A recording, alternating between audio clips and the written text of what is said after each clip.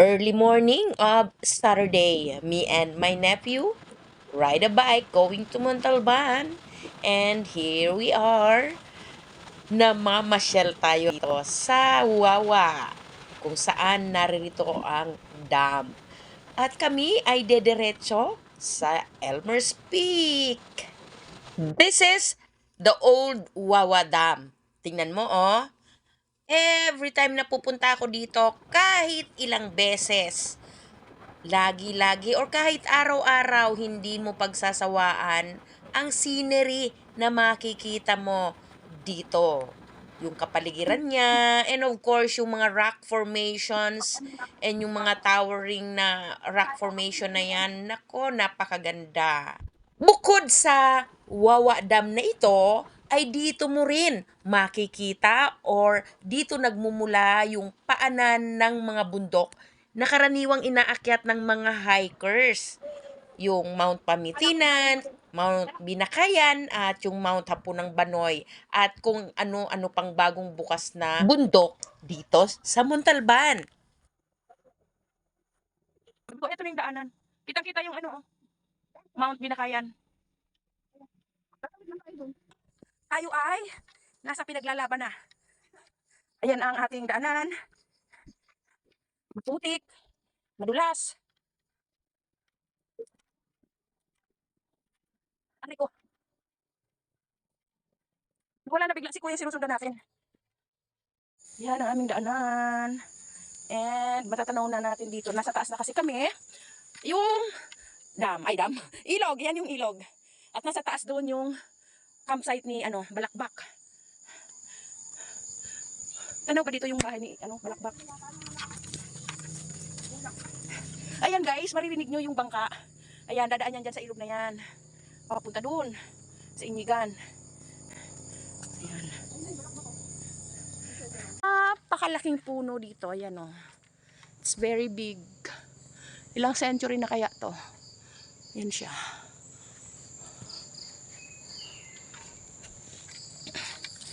Yan. Tapos, ito yung daanan namin dito.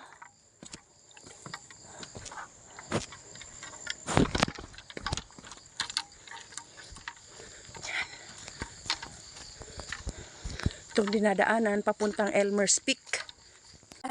Ayan pa oh. Daming bunga kaya lang mataas. Ayun marami oh. Marami dito. Kuya manguha ka nga oh. Ayan ang makikita mo yung bundok dito sa Montalban. Mount Binakayan, Mount Pamitinan, Mount Hapunang Banoy. O diba? Hello me. Goat. Umakyat pa kami sa unahan ng Elmer's Peak at along the way makikita mo yung Upper Wawa Dam from here. Pagbalik namin dito sa kubo ng Elmer's Peak, kami ay nagpakuha ng buko at nanginain kami dito. Pakaganda rito dahil ang dami niyang alagang hayop, may mga kabayo, kambing, at yung mga manok, pato. Hindi ka magugutom pag dito ka nakatira. Oh, di ba instant? Marunong ako niyan, te. Ganyan din katataas yung mga nyug doon sa amin. Ay, mataas pa nga dyan. Nakikita ko saan. Pero malalaki yung laman. Galing. Nabutas yung isa, sayang yung sabaw. Gusto ko yung kanina paakyat siya eh. Kasi ang bilis niya. Baba sa pataas. Spaghetti. Ano yan? Lagay ng paa. Vertical yan eh. Sabi kinan mo to okay na gagkano. Ilang distance mo dapat nun? 42? Grabe naman, pang malakasan talaga sila. Akala ko si Elmer lang yung nagkain ng... Bago nga kami bumaba mula dito sa Elmer's Peak, of course, kami ay nag-photo ops muna or picture taking. Dito kami sa Elmer's Peak. Natatanaw dito na mga bundok na inaakyat. Mount Binakayan, Mount Pamitinan, Mount Hapunang Banoy, at kung ano-ano pang mount dito. Maganda ang Heto na! Kung kami ay naglakad lang mula sa Wawa Dam kanina, papunta at paakyat ng Elmer's Peak, ngayon namang pababa na kami, sumakay na tayo ng bangkang demotor. Hindi na kami mababasa sa ilog. Ayan, at nag enjoy kami sa pagsakay dito dahil habang ikaw ay nakasakay dito ay makikita mo nga ang napakagandang tanawin sa kapaligiran.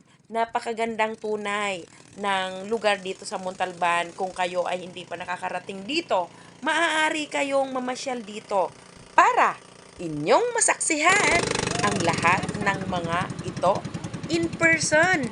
Kung baga, personal mong makikita. Init na. Ayan, nakikita tayo dito. Nasa tulay na tayo ng San Jose. I hope you enjoy watching the video. Kung hindi ka pa naka-follow sa akin, please do follow me. Mag-comment ka dyan sa ibaba. Mag-like ka naman. And guys, please share the video. And don't forget to smile always so that the whole world will smile with you. Thank you for watching.